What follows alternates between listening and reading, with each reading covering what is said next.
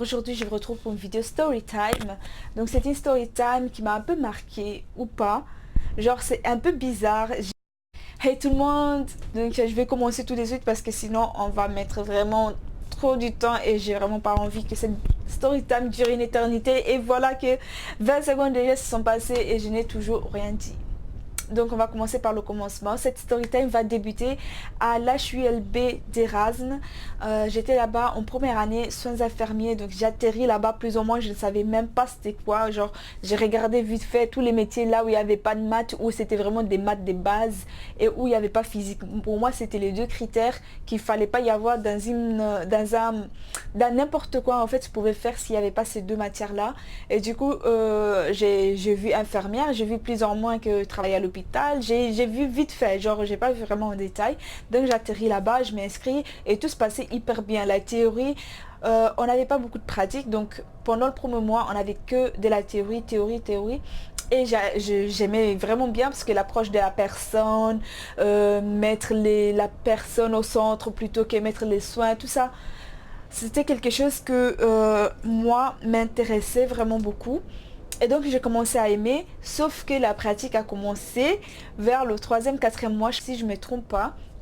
Et là, j'ai commencé vraiment à déchanter, j'ai commencé vraiment à comprendre quels étaient les actes que l'infirmière devait poser. Et là, franchement, ça, j'étais, oh non, genre, il n'y a pas moyen que je fasse ça pendant toute ma vie, genre, carrière de 45-50 ans, non, je ne me vois pas me réveiller tous les matins pour faire ces gestes-là.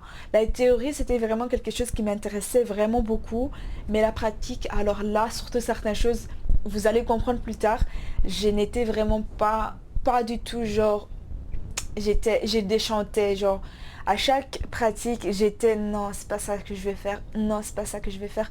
Mais plutôt que changer d'option, perdre du temps et ou faire, genre, arrêter directement, je me suis dit, bon, tu continues, tu vois ce que ça donne, si ça te plaît, tu continues, si ça te plaît pas, à la limite, tu auras que des dispenses pour faire autre chose. Donc voilà, je suis partie de cette idée-là.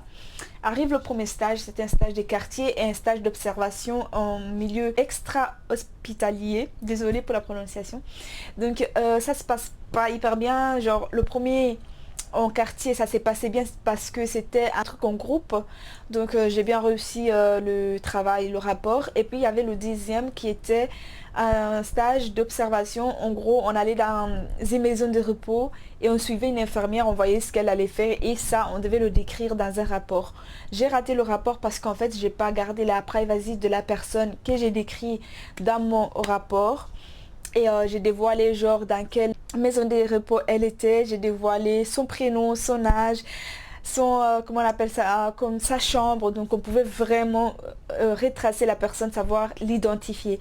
Et nous, on nous a toujours appris qu'il ne fallait surtout pas qu'on parle de la vie des personnes en dehors du, comment on appelle ça, en dehors du cercle des infirmières ou du médecin, des personnes qui travaillent en fait. En dehors de celle-là, personne d'autre ne devait savoir de cette vie-là. C'est en gros la déontologie des infirmières et des médecins, de toutes les personnes qui travaillent, il y a un secret professionnel. Et moi, j'avais pas respecté ça et c'était vraiment sous énormément de points. Donc j'ai raté ça. J'ai pas fait ma biographie, j'ai raté ça et du coup, je me suis retrouvée vraiment où j'ai raté mon stage. Donc déjà là, j'étais encore plus démoralisée ou démotivée qu'avant. Bon, je me suis quand même dit, bon, on va y arriver, tu vois. Et arrive le deuxième stage que j'ai très bien réussi. Donc c'était la pratique et tout ça. Je devais aller à Erasme. J'avais 2 semaines de pratique là-bas. Et en gros, je devais faire un rapport. C'était plutôt sur les prises de paramètres, sur l'approche de la personne et tout ça. Et c'est là en fait que tout bascule. La première semaine, j'arrive dans cet hôpital. J'étais dans le secteur pneumologie. Donc si vous allez là-bas, je vous jure que vous allez vraiment sentir plutôt que dans cette vie, vous n'êtes vraiment rien. Mais genre, vous êtes vraiment rien du tout. Je me suis sentie comme une petite merde. J'ai remis toute ma vie en question. Et je faisais que pleurer tous les nuits de ce que je voyais là-bas. Je n'étais vraiment pas bien. Même si à l'extérieur, on ne pouvait pas dire, mais j'étais vraiment désolée pour ces personnes qui étaient là-bas. Parce que les personnes qui étaient là-bas, ils mènent une vie, excusez-moi, une vie de merde. Une vie qui ne vaut pas la peine d'être vécue. Je vous jure, hein, il y avait, par exemple, un monsieur, un exemple bête, hein, qui juste à se lever comment on appelle, de son lit et faire ça. Je vous jure, il était je sais pas comment on dit ça en français, mais genre, il respirait genre comme s'il avait fait 100 kilomètres sans s'arrêter. Vous voyez, c'était un type BPCO niveau stade final. Et du coup, genre, il peut vraiment rien faire. Il est comme ça. Et même à respirer, il se fatiguait, genre. Et quand vous voyez ça, vous vous dites vraiment, vous dites, vous êtes vraiment rien dans ce monde. Vous êtes quelqu'un aujourd'hui, demain vous êtes plus personne. Parce que il y a des images qui reviennent sur votre tête. Vous vous dites, cette personne-là, un jour c'était quelqu'un, c'était un bébé, il a grandi, il s'est marié, il a eu des enfants, il a vécu, il a été quelqu'un, genre quelqu'un en bonne santé comme moi et aujourd'hui se retrouve dans un lit où même pour se laver, genre il a besoin de quelqu'un. Et là en fait, votre humanité est... Bref, donc je vous passe les détails et en gros ce monsieur là plus tard il a demandé l'euthanasie parce qu'il voulait vraiment plus vivre et sa femme en fait elle a été là jusqu'à la fin on va dire. Je suis partie avant que tout ça se passe mais en gros voilà il a décidé de mourir et je comprends en fait parce que c'est pas facile genre de mener ce genre de vie là.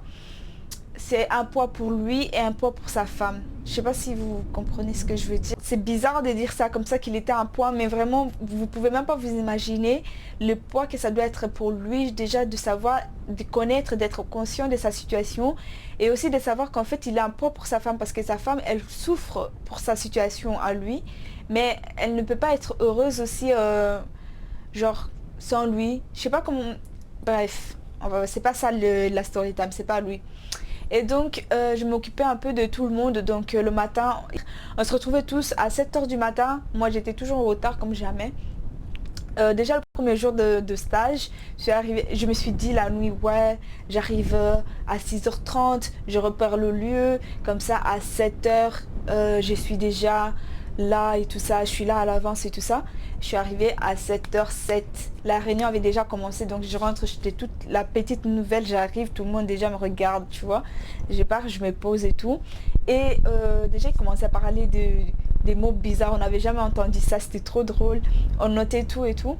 Et donc tout se passait bien et là en fait le matin c'est là où ils te disent le patient dont tu vas t'occuper et moi j'avais toujours 2-3 chambres et 2-3 personnes gros maximum à faire pendant la journée, pendant la matinée plutôt parce que la journée après on s'ennuyait. J'étais avec une pote à moi et genre on faisait d'abord je l'aidais ou elle m'aidait puis on faisait ensemble l'autre chambre parce que à l'école en fait on nous apprend comme ça à travailler à deux, on nous a pas vraiment appris la manutention, déplacer les personnes et laver une personne entièrement alitée toute seule, c'était toujours un travail à deux.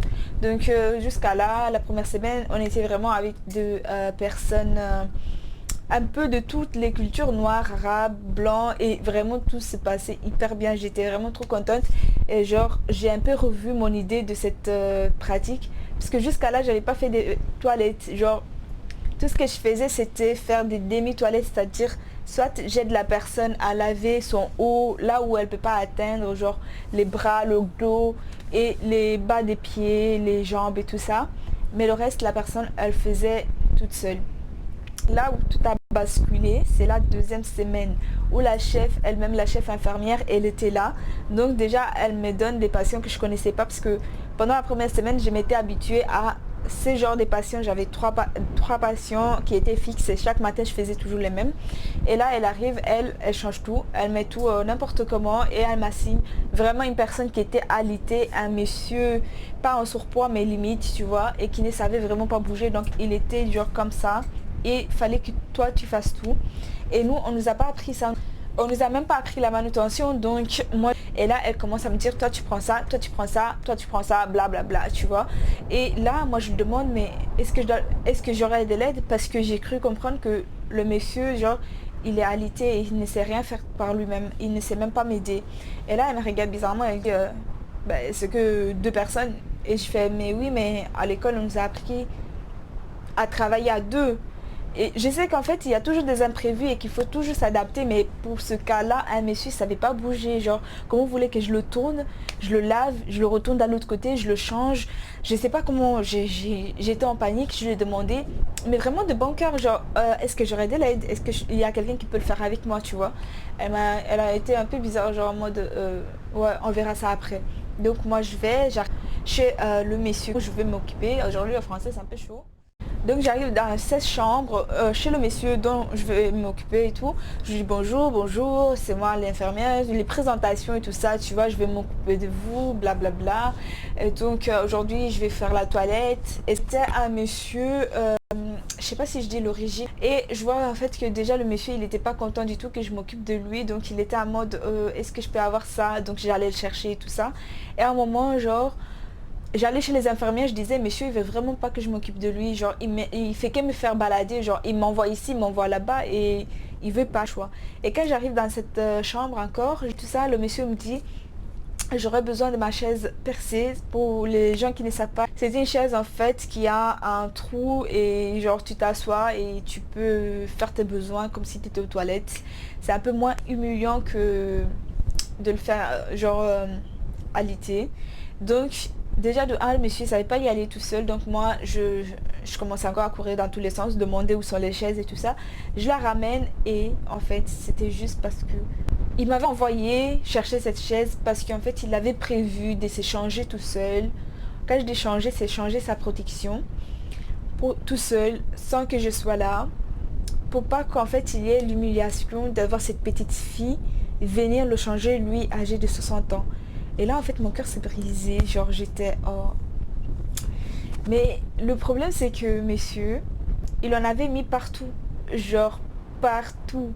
Je vous dis qu'il savait rien faire par lui-même. Mais il a quand même essayé. Et genre, il y avait des trucs bruns, on va dire, vraiment partout. Et moi, j'étais... En même temps, j'étais désolée pour ce monsieur parce que ça allait faire encore plus humiliant, ça, de devoir nettoyer tout ça pour lui, plutôt que juste le changer. Et quand je vois, en fait, que c'était vraiment partout, moi, j'étais vraiment dépassée parce que c'était la première fois que je faisais ça. Comme je vous ai dit, la première semaine, j'ai vraiment rien foutu. Genre, je me baladais dans l'hôpital, je lavais un bras, je mettais les crèmes dans l'autre bras et c'était fini. Et l'après-midi, on s'était baladé, moi et ma pote. C'était que ça.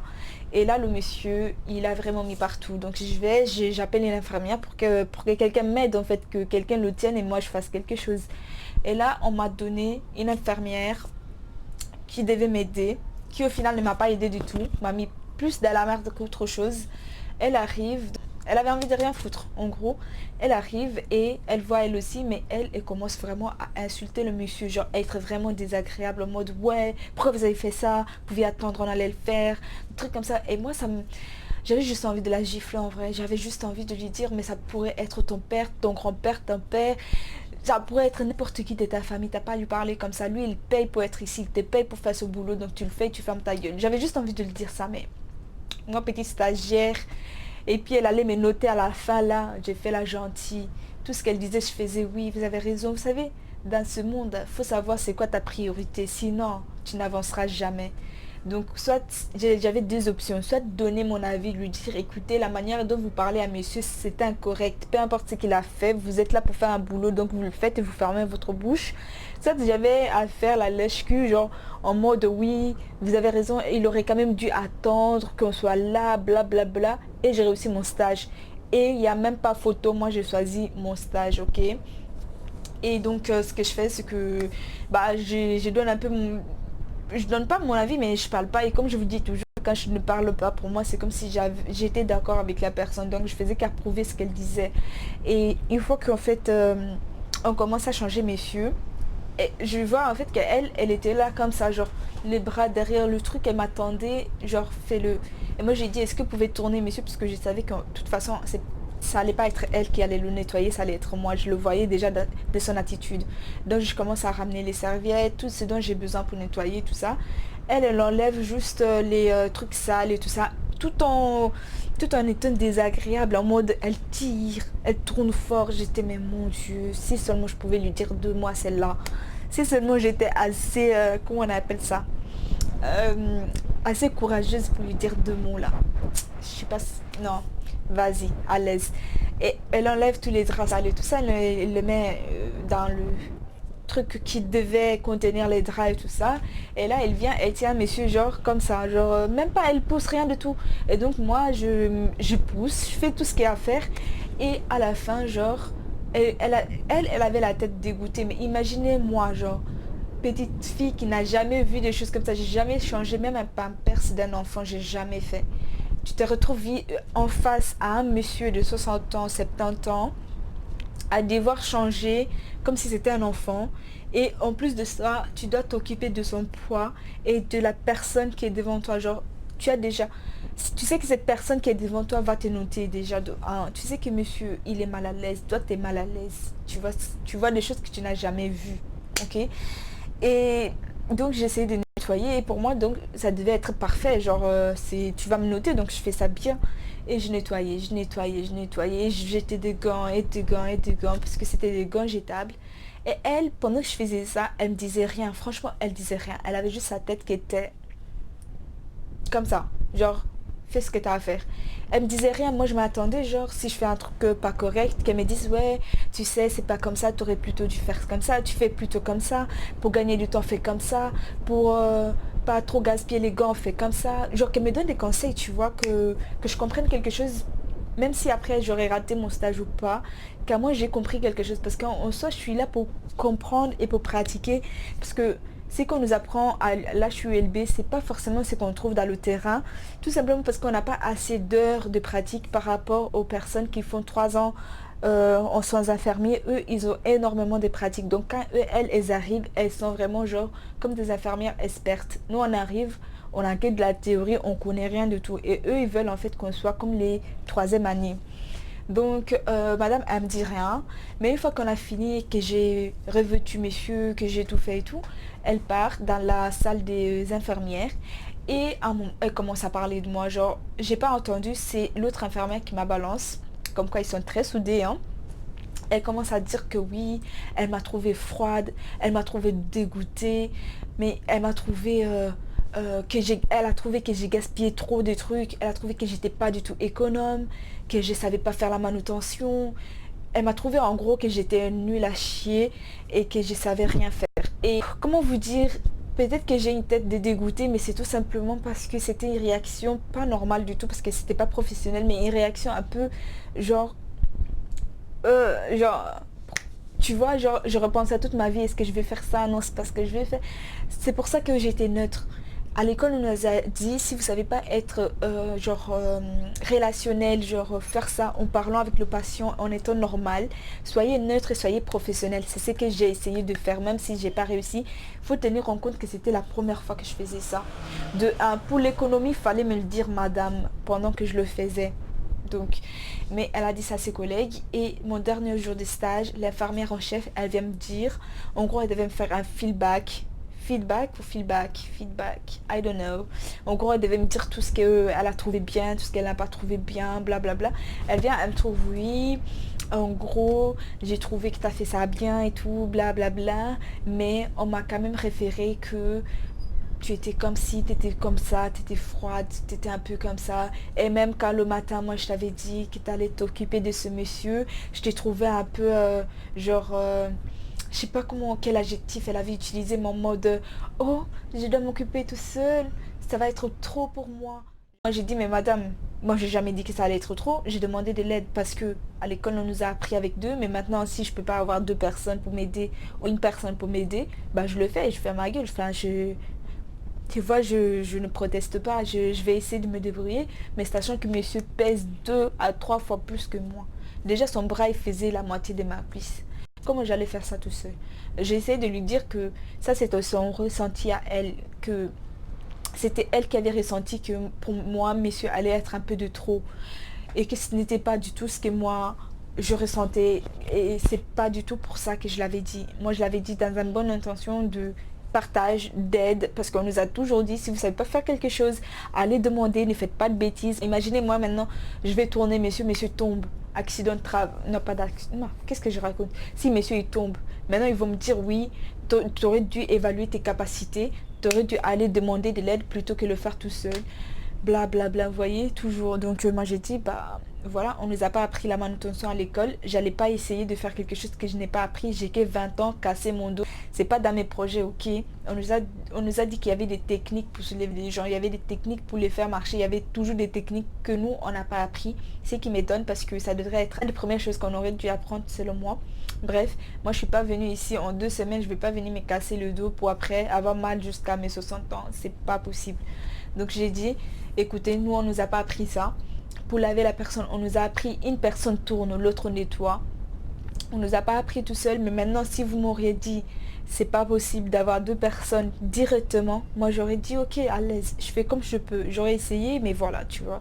Vous m'avez pas dit ça. Pour la personne, pour les gaspillages, pas économe, blablabla. Si la personne, pendant que je le faisais, m'aurait montré une autre technique ou m'aurait dit que c'était trop, j'aurais peut-être trouvé une autre technique pour moi. Tant qu'elle restait silencieuse et qu'elle regardait, pour moi c'était bon. Genre, je suis pas télépathe quand même. Déjà, je lui ai dit aussi par rapport à votre infirmière, elle aussi, elle est pas nette. Genre, l'infirmière, moi aussi, j'ai balance tous les comportements que la personne elle a eu et tout. Et en partant, genre, à 15h, je devais quitter et tout. Je vois l'infirmière, elle vient, elle me sourit, genre celle qui a été balancée, elle me sourit comme ça, genre, oh, tu dois partir, blablabla. Bla, bla. J'étais hypocrite. Dans ma tête, j'étais comme ça, hypocrite. Et je ne l'ai même pas calculé, hein. Ces trucs-là, fallait. Il y a des tableaux des infirmières qu'il fallait remplir. J'ai laissé ça comme ça. Elle-même, elle avait à aller reprendre l'attention, reprendre tous les paramètres que j'ai repris. Parce que de toute façon, j'avais déjà eu mon carnet, là, comment on appelle ça, la feuille où elle m'avait déjà évalué. Donc, ça n'allait pas changer. Donc, j'ai laissé. Elle m'a dit, en partant déjà, elle m'avait demandé, oui, tu as rempli le tableau et tout ça, tout ça. J'ai dit, non, je vais le faire tout à l'heure et tout ça. Tu vois, j'avais pas l'intention de le faire, hein. Donc, en partant, quand elle m'a souri et tout ça. Dans ma tête, je me disais, hey, toi, t'es folle. Tu sais pas le travail qui t'attend parce que elle est obligée de reprendre tous les paramètres que j'ai fait. Donc, de tout renoter. Ça allait encore lui prendre plus ou moins, pas une heure, mais un bon 30 minutes, quoi. Et j'étais fière de moi. C'était ma petite vengeance. Et donc, ça s'est terminé comme ça. Est-ce que j'ai appris quelque chose? Oui, j'ai appris beaucoup. Les petits stagiaires, déjà, attends. Pas par rapport à la couleur. Déjà, un site stagiaire, c'est toi qui vas faire tout le nettoyage des personnes. Tous les trucs que les infirmières, ils n'ont pas envie de faire, c'est toi qui vas le faire. Mais si tu es noir, c'est encore pire, hein. Je vous jure que je ne me suis pas sentie discriminée, tout ça, parce que je travaille quand même avec des noirs et des arabes et des blanches et tout ça. Mais je sais qu'en fait, dans ce milieu-là, si tu es foncé, si tu es noir, il faudra vraiment que tu taffes 2 fois plus que les autres, voire 3 fois plus. Parce qu'on n'a pas pitié de personnes comme nous. Ils n'ont pas pitié, je vous jure. Tous les trucs qu'ils n'ont pas envie de faire, hein. Et le pire, hein, c'est que ce sont des hypocrites. Devant toi, ils sourient, mais derrière toi, ils te cassent. Ils te cassent. Et toi, tu es là, en fait, quand la personne te sourit, tu dis, ah ouais, le feeling est là, tout se passe bien, c'est mes futurs collègues et tout ça. Parce qu'il y a quand même des gens de 27, 30 ans, donc tu t'es dit qu'il y a moyen, dans 3 ans, j'ai terminé, donc il y a moyen, je me retrouve avec elle et tout. Toi, tu te dis, ah, c'est bien, ça se passe toujours bien et tout. Mais en vrai, dès que tu tournes le dos, il te casse du sucre sous le dos, tu sais même pas. Donc j'ai appris quelque chose quand même. J'ai appris beaucoup de choses. J'ai appris déjà de un que c'était pas ça que je voulais faire. Et ça c'était très important pour moi. J'ai quand même terminé l'année et tout. Je pense que je vais genre continuer et puis faire une spécialisation parce que c'est pas le boulot que j'ai envie de faire tout simplement. Par rapport aux personnes qui sont là-bas, par rapport à la manière de travailler, par rapport au... Vous savez qu'en fait de travail, un travail où vous êtes comment entouré des femmes, c'est toujours des problèmes, toujours des problèmes. Je vous jure, hein, là où il y a des groupes de femmes, c'est que des problèmes. Et genre, les infirmières là-bas, elles étaient trop trash. Je sais pas ça, je crois que je vais faire sur une autre story time. Vous raconter vraiment leur façon de se lier en amitié, les faux amis, comment c'est. Genre, une rentrée, on parlait, ils rigolaient. Dès qu'elle sortait, c'était d'elle qu'on parlait. Elle rentrait, l'autre sortait, c'était d'elle. C'était trop bizarre, je vous jure.